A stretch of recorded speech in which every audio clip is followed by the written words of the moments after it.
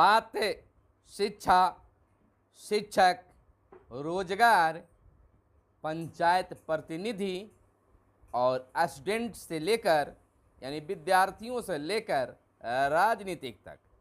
नमस्कार, मैं हूं आपके साथ सुनील बॉबी और आप इस समय देख रहे हैं अपना पसंदीदा कार्यक्रम बिहार समाचार।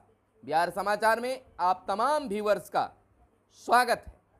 इसमें हम खबरें आपके लिए बिहार से, बिहार की हर छोटी बड़ी खबरों को आपके लिए लेकर आते हैं, जो आपके लिए काम की खबरें होती है। तो चलिए खबरों की शुरुआत करते हैं। बिहार में लगातार गर्मी रिकॉर्ड तोड़ रहा है। मौसम का मिजाज बदला बदला सा है। वहीं बिहार के राज्य कर्मियों के लिए महंगाई भत्ते 3% बढ़ाई गई। वहीं नीतीश कुमार को विकास पुरुष का दर्जा दिया जा रहा है। कार्यक्रम में खूब बजी तालियां, तेज गर्मी से दम तोड़ रही है। अब मधुमक्खियां। सम्राट अशोक जयंती पर राजकीय समारोह होगा, मुख्यमंत्री नीतीश कुमार का यह बयान। और कोविशील्ड, कोवैक्सीन को बूस्टर डोज का दाम घटाएं। पाकिस्तान में विपक्ष भड़का, संसद में जमकर हंगामा। तो अब आइए जानते हैं पूरी खबर को विस्तार से।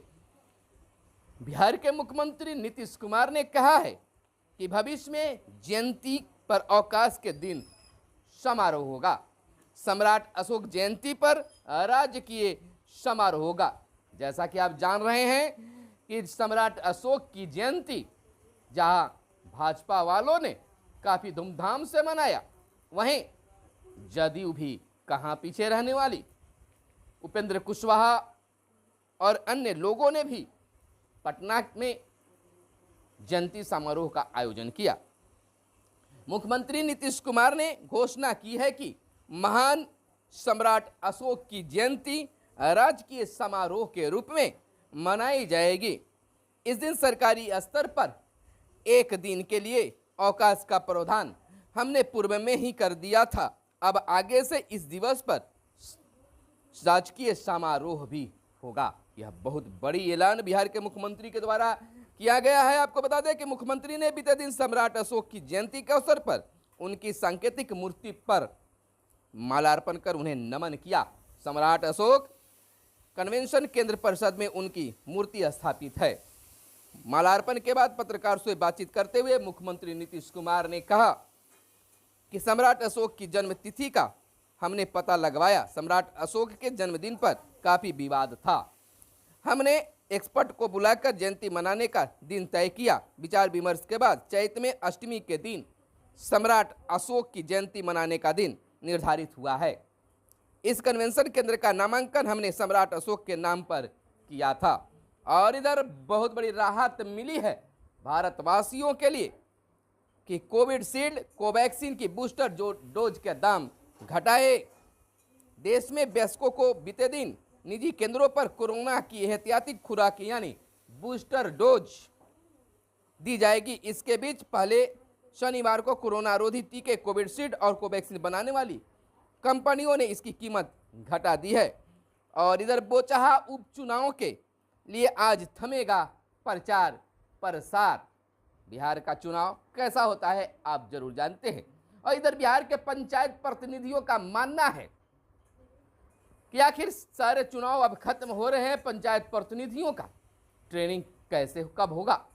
और इधर मनरेगा और पीएम आवास को लेकर जहां हो हंगामा मच रहे हैं, वहीं एक बड़ी खबर निकलकर सामने आ रही है कि मनरेगा में जब वार्ड सदस्य का खाता नहीं खुला तो उनके कंप्लेन पर, शिकायत पर मुखिया जी पर कार्रवाई हुई। इस तरह की पूरी खबर, इसकी पूरी खबर को जानने के लिए हमारे चैनल पर जाइए। आखिर मुखिया जी को वार्ड सदस्य ने कैसे गिरफ्तार करवाया, इस खबर को आप जरूर देखिएगा। और पाकिस्तान में विपक्ष भड़का, संसद में जमकर हंगामा। पाकिस्तान में प्रधानमंत्री इमरान के खिलाफ अविश्वास प्रस्ताव पर मतदान के पहले जमकर हंगामा हुआ। पाकिस्तान आज विवादों में घिरा है। और आपको बता दें कि बिहार में लगातार मौसम का मिजाज बदल रहा है, गर्मी के रिकॉर्ड टूट रहे हैं। इसी बीच मधुमक्खियों पर संकट का बादल छा गया है। उत्तर बिहार में समय से पहले लीची का मंजर, झरने से मकरंद मुहाल, भूख से हो रही है मौत, तेज गर्मी से दम तोड़ रही हैं मधुमक्खियां। आपको बता दें कि इस साल मार्च अप्रैल में ही अचानक तेजी से बढ़े तापमान ने मधुमक्खियों का जीवन का चक्र ही बदल दिया है। लीची का मंजर असमय झड़ रहे हैं, यानी कि बिल्कुल लगातार इसमें मधुमक्खियों को गर्मी के चलते हानि हो रहा है। बिहार में राजस्थान जैसी गर्मी, बक्सर में पारा 44.7 पर पहुंच गया है। मौसम का मिजाज बदला है। बिहार में गर्मी का रिकॉर्ड लगातार टूट रहे हैं। बिहार में राजस्थान जैसी गर्मी पड़ रही है। बक्सर में अधिकतम तापमान बीते दिन सार्वकालिक रिकॉर्ड टूटा। पिछले 24 घंटों में 2 डिग्री की बढ़ोतरी के साथ बक्सर का अधिकतम तापमान 44.7 पर पहुंच गया। इससे पहले पिछले हफ्ते ही बक्सर का पारा 43.2 डिग्री पर पहुंचा था। और इधर राज्य कर्मियों के लिए एक बड़ी खुशखबरी निकलकर सामने आई है कि राज्य कर्मियों के महंगाई भत्ते में 3% की बढ़ोतरी की गई है। संकल्प भी जारी कर दिया गया है। 5 लाख सरकारी कर्मियों एवं 3 लाख पेंशन धारकों को मिलेगा यह लाभ। राज्य के खजाने पर सालाना 1133 करोड़ का अतिरिक्त बोझ पड़ेगा। बिहार में सरकारी कर्मचारियों और पेंशनधारियों का महंगाई भत्ता 31% से बढ़ाकर 34% किए जाने को लेकर वित्त विभाग ने संकल्प भी जारी कर दिया है। इस बढ़े हुए महंगाई भत्ते का लाभ सरकारी कर्मियों एवं पेंशनधारियों को 1 जनवरी 2022 के प्रभाव से मिलेगा। सरकार के इस निर्णय से राज्य के खजाने पर सालाना ये 1133 करोड़ का अतिरिक्त बोझ पड़ेगा। और चुनाव की बात कर ले तो चुनाव में पार्टियों के मुफ्त वादे नहीं, यानी कि चुनाव में पार्टियों के मुफ्त वादे पर रोक नहीं रहेगा। आयोग का फैसला अधिकतम दल विरोध में। चुनाव आयोग ने सुप्रीम कोर्ट को बताया कि चुनावों में पूर्व सियासी दलों द्वारा मुफ्त बिजली, पानी, राशन, मासिक नकदी कर्ज माफी और अन्य वादे करने पर रोक नहीं लगाए जा सकती। कहा कि पार्टियों का पंजीकरण रद्द करने की शक्ति उनके पास नहीं है। शीर्ष अदालत ने आयोग से कहा कि चुनावों में की जाने वाली घोषणाओं को भ्रष्ट चुनाव व्यवहार यानी जनप्रतिनिधि कानून 1951 की धारा 133 भी नहीं कहा जा सकता है, इसलिए आयोग की मान्यता खत्म नहीं कर सकता। भाजपा नेता अश्वनी उपाध्याय द्वारा दायर जनहित याचिका पर निर्वाचन आयोग ने शपथ पत्र दायर कर यह जवाब दिया है। और इधर हाफिज सईद का बेटा तलहा आतंकी हुआ घोषित और मुठभेड़ में लश्कर का आतंकी हुआ ढेर। और इधर बात कर रहे सिकंजा घाटी में देश विरोधी नारे लगाने वाले 13 हुए गिरफ्तार। पुलिस ने राजद्रोह का मुकदमा किया दर्ज। और इधर बात संकट की है कि यूक्रेन रूस युद्ध से हुई परेशानी। 95 लाख मीट्रिक टन यूरिया रूस, यूक्रेन व चीन से आता है। खरीफ में यूरिया की कमी झेलेंगे अब बिहार के किसान।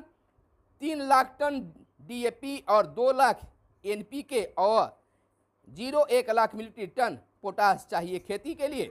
और 1 लाख मीट्रिक टन खपत होती है सुपर फास्फेट। खेत तैयार करने में होती है यूरिया की खास जरूरत। मई जून तक बरौनी फैक्ट्री शुरू होने से मिलेगी राहत। आपको बता दें कि रूस यूक्रेन युद्ध का असर देश में खरीफ फसलों की खेती पर भी पड़ने वाला है।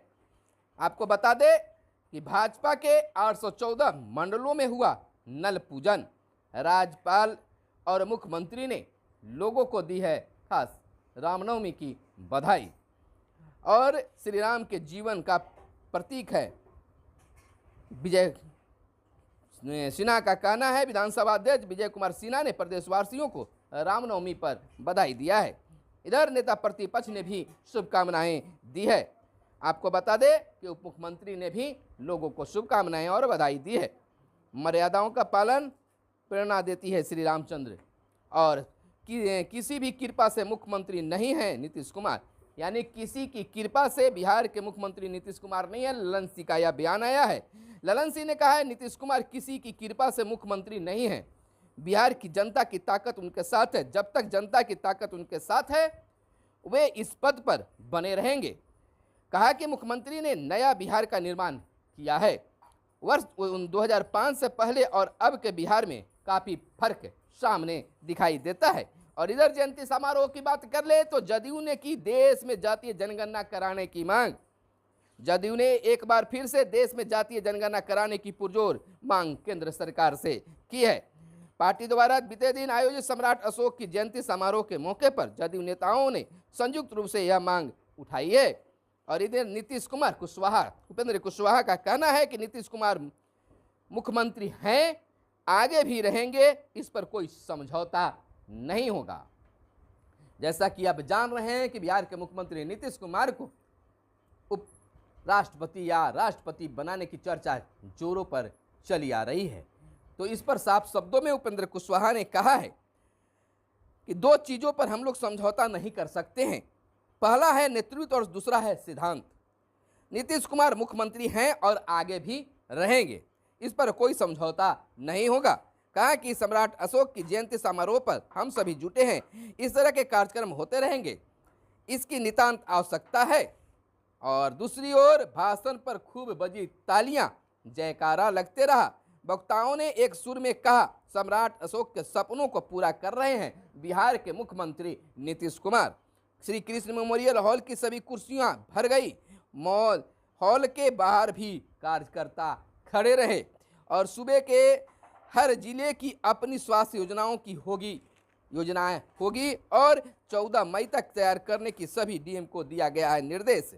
15वें वित्त आयोग से अपने मिलने वाली राशि पर खर्च करने के लिए सभी जिलों में जिला स्वास्थ्य कार्य योजना बनेगी, जिसको लेकर पंचायती राज विभाग ने सभी जिलाधिकारी को निर्देश दिया है। 14 अप्रैल तक कार्य योजना तैयार कर लें। इसके बाद जिला स्तरीय समिति के अनुमोदन लेकर राज्य स्तरीय समिति को उपलब्ध कराए जाएंगे ताकि इस पर आगे की कार्रवाई तय हो।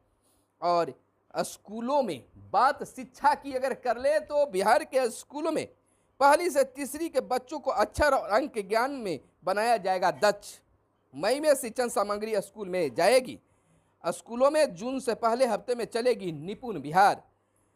आपको बता दें बिहार के सरकारी स्कूलों में पढ़ने वाले बच्चे एक महती अभियान के तहत पढ़ने, लिखने, अक्षर पहचानने और अर्थ बताने में दक्ष किए जाएंगे। जोड़ घटाव और उम्र साक्षेप अन्य सांख्यिकी कार्यकलापों को हल करने में भी वे सक्षम होंगे। यानी कि बिहार के शिक्षा विभाग में निपुण बिहार को लेकर एक कार्यक्रम चलाने की योजना बनाई गई है। बाकी चर्चा में क्या है आप सभी जानते हैं। तो फिलहाल आप खुश रहिए, आनंदित रहिए। फिर मिलते हैं अगले वीडियो में, तब तक के लिए दीजिए इजाज़त। धन्यवाद। जय हिंद, जय भारत, वंदे मातरम।